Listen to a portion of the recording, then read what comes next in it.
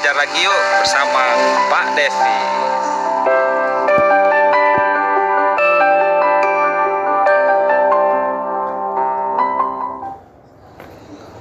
Assalamualaikum warahmatullahi wabarakatuh.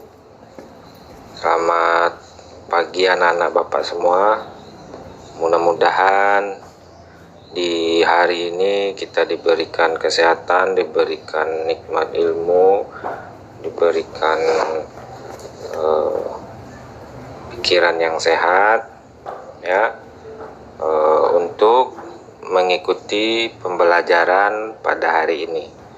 Kembali lagi dengan Bapak, yaitu pembelajaran akidah akhlak kelas 6. Oke, yang berada anak-anak Bapak yang berada di rumah, mudah-mudahan hari ini semua dalam keadaan sehat walafiat ya. Amin ya rabbal alamin. Sholawat beriringan salam kita curahkan kepada Nabi besar kita Muhammad Sallallahu Alaihi Wasallam. Mudah-mudahan di akhirat nanti kita diberikan syafaat oleh beliau. Oke, langsung saja Bapak ke materi, yaitu melanjutkan materi selanjutnya, yaitu dari sebelumnya minggu kemarin tentang Asmaul Husna ya. Nah, sekarang kita masuk ke materi selanjutnya, yaitu beriman kepada qada dan qadar ya.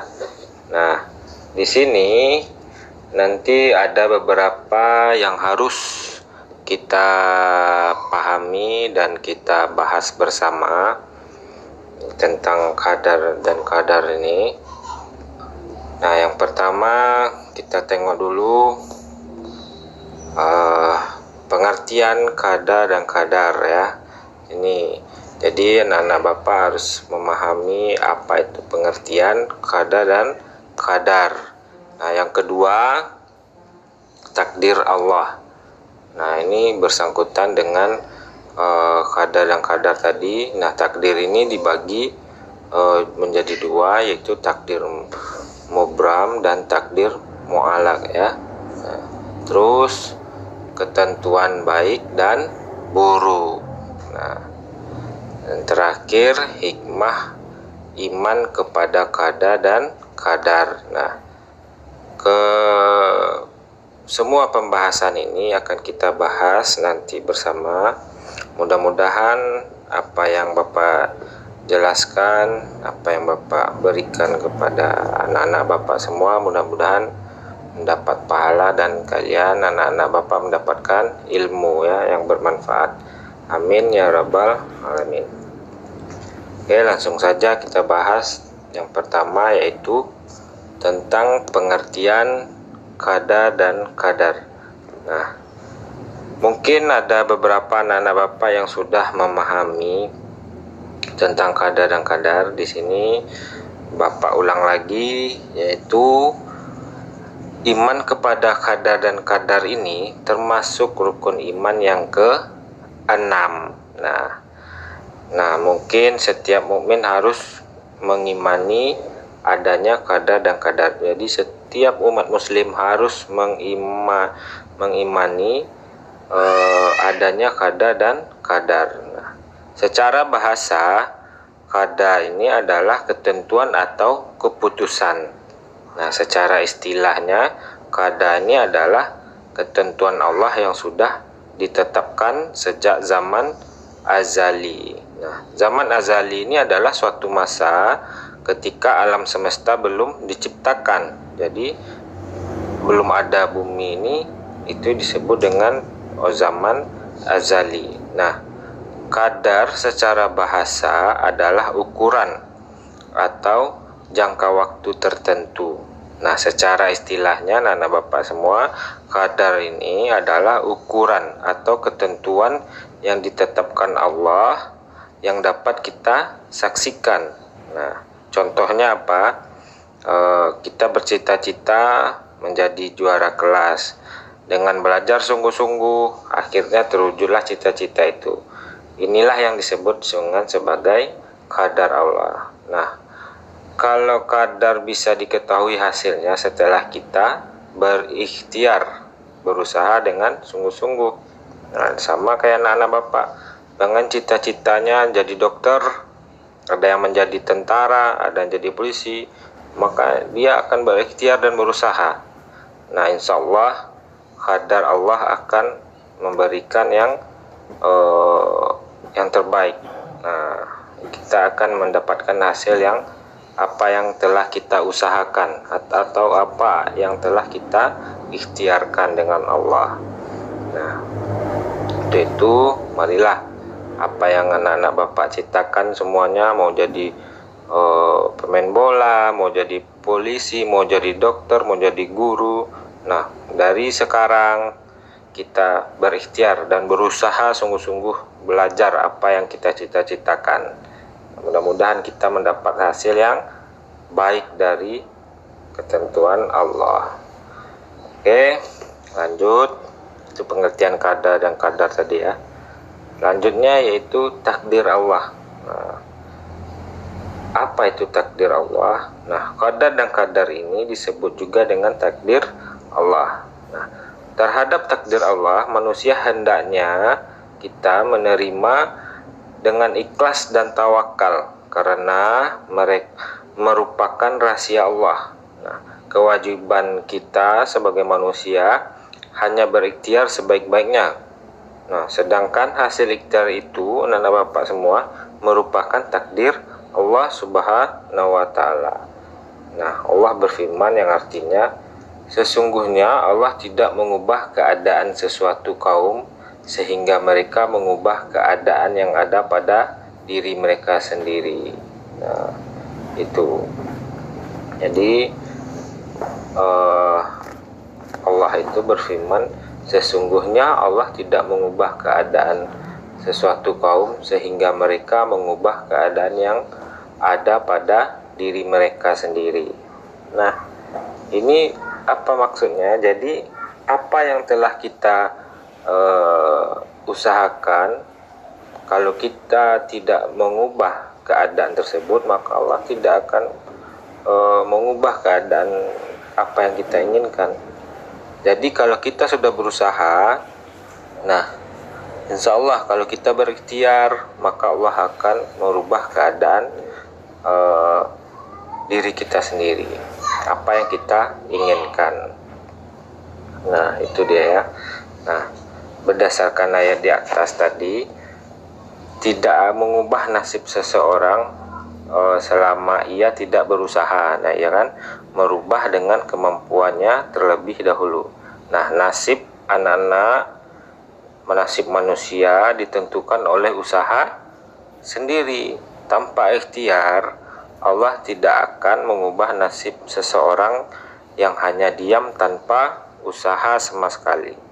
Nah, jadi Allah tidak akan mengubah nasib seseorang yang hanya diam tanpa usaha sama sekali. Jadi Allah, kalau kita nggak berusaha, tidak ada niat untuk merubah nasib kita, maka Allah tidak akan mau merubah nasib. Nah, gitu. Nah, di sini ada beberapa takdir. Nah, takdir ini dibagi menjadi dua. Yang pertama, takdir mubram ya. Nah, takdir mubram ini adalah ketentuan Allah yang sudah pasti dan tidak bisa diubah lagi. Nah, jadi ada takdir itu yang tidak bisa dirubah lagi. Nah, apa itu contohnya? Misalkan manusia diciptakan sebagai laki-laki dan perempuan, jadi tidak bisa dirubah lagi. Nah, siang dan malam tidak bisa dirubah lagi. Hidup dan mati itu adalah takdir mubram, jadi tidak bisa dirubah lagi. Hidup dan mati kita sudah ditentukan oleh Allah. Siapapun, mau presiden, mau gubernur, semuanya, orang tua kita, semua kita sendiri, semua sudah ditentukan oleh Allah, hidup dan mati kita. Terus laki-laki dan perempuan, nah tidak bisa dirubah takdir dan tidak boleh merubah. Mungkin anak-anak bapak sudah ada yang mendengar laki-laki gayanya perempuan, perempuan gayanya laki-laki. Jadi itu sudah merubah takdir mubram. Jadi itu adalah dosa besar ya. Nah, Bapak sekalian, itu sangat diperhatikan.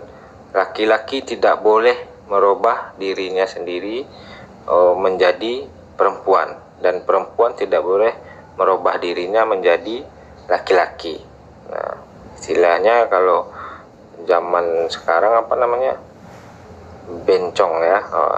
Kalau perempuan apa kalau perempuan ya, bahasa ini ya, tomboy ya, tomboy. Jadi itu tomboy mungkin ke laki-laki yang kayak laki-laki, pakai subang, pakai yang bergaya perempuan lah kayak gitu kan. Itu sudah merubah takdir. Terus perempuan bergaya laki-laki ya, yang tidak mau menutup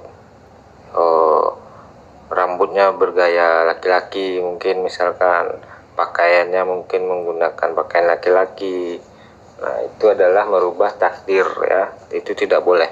Itu takdir mubram namanya. Oke, lanjut. Takdir mu'alak. Nah, takdir mu'alak ini adalah ketentuan Allah yang bisa diubah keadaannya atas dasar ikhtiar manusia. Misalnya, nah itu yang tadi sudah kita bahas, yaitu pintar dan bodoh, kaya dan miskin. Nah, dan banyak lagi ya. Nah, pintar dan bodoh. Pintar ini bisa kita asah ya. Nggak ada manusia ini yang bodoh dasarnya. Jadi semuanya diberi akal dan pikiran oleh Allah. Tergantung manusianya sendiri. Kalau dia tidak malas-malasan untuk belajar, misalkan belajar Al-Quran, ya kan?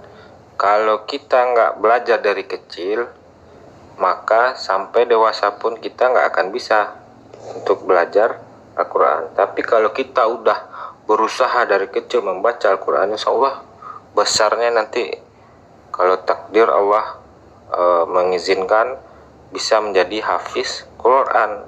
Nah, kalau dengan sungguh-sungguh.